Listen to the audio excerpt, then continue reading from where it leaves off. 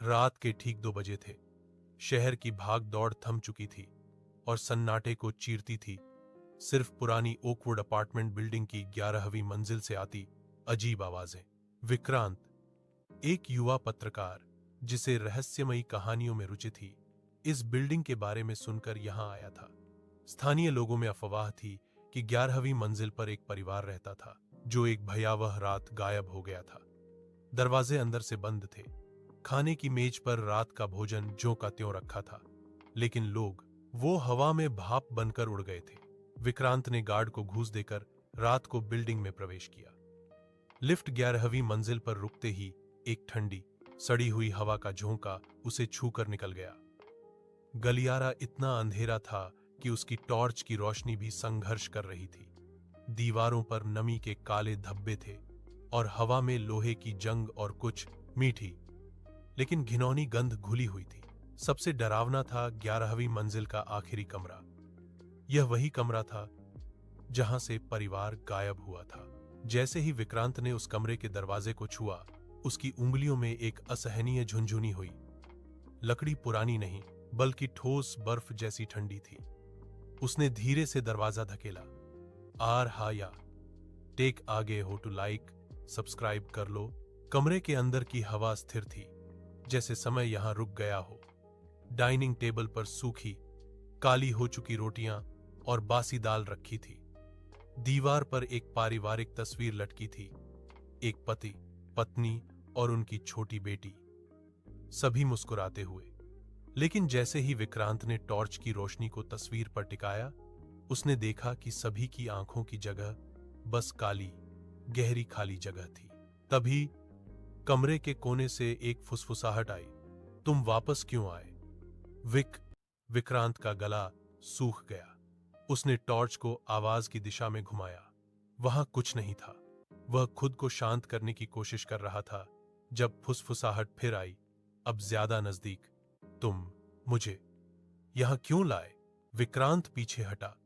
उसका दिल पागलों की तरह धड़क रहा था। उसकी नजर जमीन पर गई।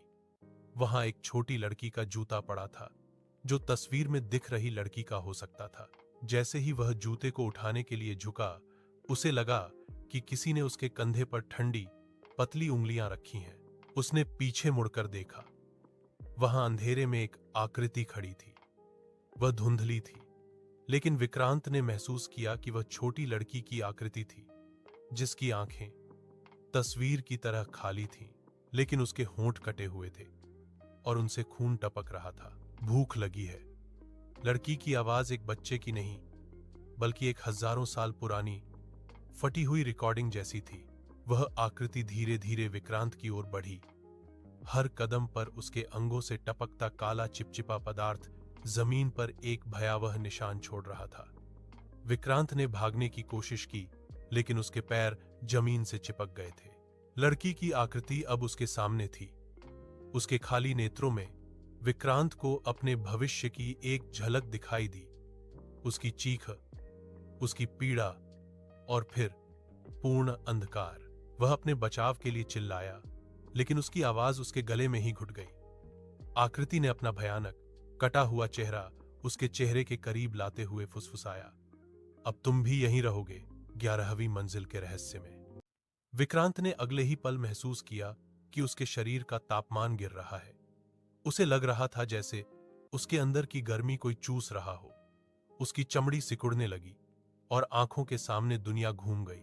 अगली सुबह गार्ड ने 11वीं मंजिल के आखिरी कमरे का दरवाजा खोला।